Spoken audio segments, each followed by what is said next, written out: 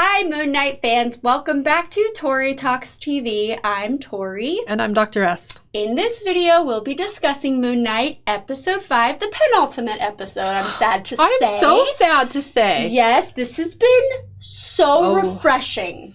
Totally unlike anything I've ever seen. Ever. Especially someone who's not a huge comic whatever fan, superhero. This has been really fascinating. So amazing. Yes. So this episode is called Asylum, and it's my favorite one so far. Definitely. First of all, this is the closest thing I've seen in the Marvel universe to like a thriller, in my opinion. Like a mystery, like trying to figure out what's going on. Oh, it's been so much fun. Yeah, totally. And creepy at the same time. So they're at this medical facility. Remember, they just saw the hippo, which I cannot say her name, but it's like Towerette. Towerette. Yes. And she's delightful. And I just have to shamelessly say that my husband's artist is the one who created that hippo. That's awesome. Isn't that amazing? That's such an amazing Look out for the hippo. It's my artist, Damien. And I'm like, okay, whatever. And it's like everything in this episode. Anyway, sorry about that. Really proud. So this is where we're kind of like, we're still trying to figure out what's going on. But then when she reveals like, hey, you guys are dead. So I forgot that Steven was shot or something, or Mark. I totally forgot. Because our minds were blown.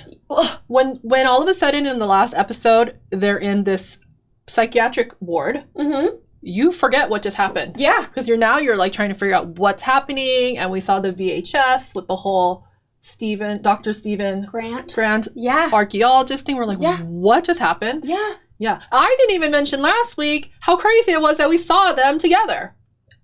True, because they've been separate. Right? Because I don't think I had processed that that's what I was seeing. Yes. Because that's true. Yeah. We were in shock. They're hugging each other. They hugged each other. Steven and Marc. Tactile. Yes. So tactile. Yeah.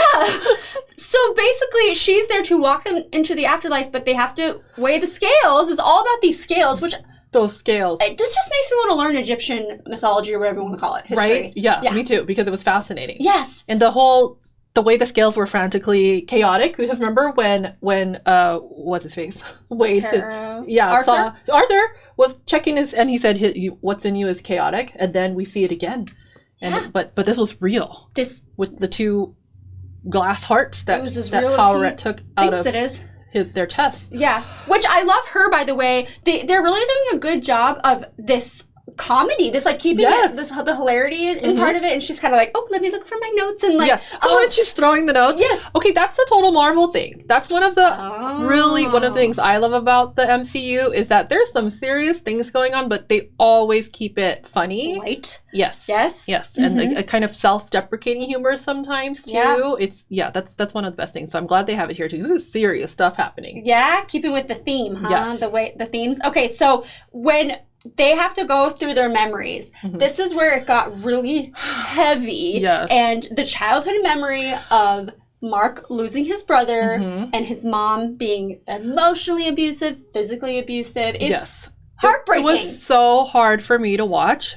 It was just very, very hard. And this is very personally like something I feel passionately about is child abuse, and just seeing the way that he said to his dad too, like, you were supposed to protect me, that broke my heart, and like, it was just the fact that he wanted to like he had to protect himself by creating this, this organizing principle, the psychiatric disorders. Oh my gosh. I was in tears. And then it sat with me almost all day. I couldn't wait to talk to you about it because just all day I just kept thinking about like how fascinating the human mind is and how resilient it is, and some of the ways that it is resilient is through these psychiatric disorders, right? How else to protect yourself other than to create this person that doesn't know, that dissociates. What is it? Dissociative identity disorder. And personality.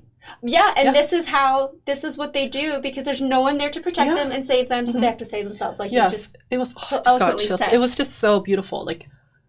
And then it explained everything in a way. I mean, maybe not completely, but it did, like, emotionally. Like, I felt it. Like, everything was like, like, I don't even think, like, if I had to pick it apart point by point, does it all make sense? I don't know.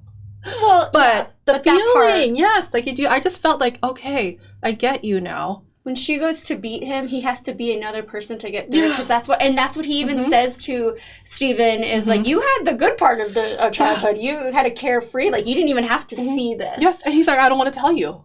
Steven's like, tell me, I don't want to tell you because you're not supposed to know this. That's the point.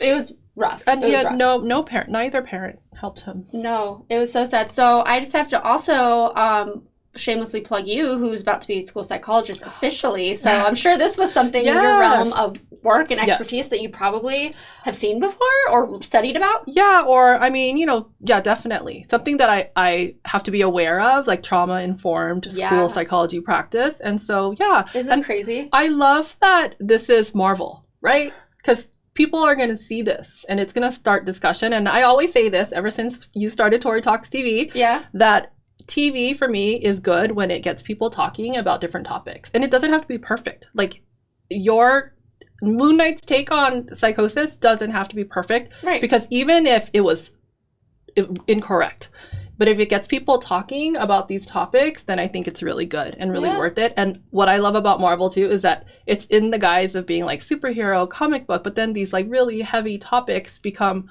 things that people will also talk about. So it's amazing. Good. It's another layer we didn't expect from this series, right? Totally. And me not expecting from Marvel, in my opinion, the way I would say it got next level deep here because they've explored deep topics, like huge, big topics, right?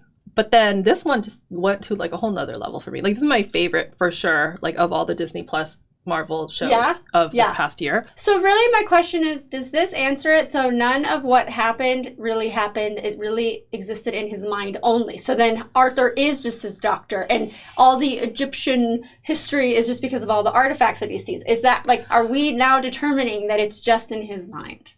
That's a good question. I don't know. Okay. Because I don't think that can be, because how is Moon Knight going to continue to exist as a character? Yeah. I can't believe that in the comic books it's purely a figment of, somebody's imagination or psychosis.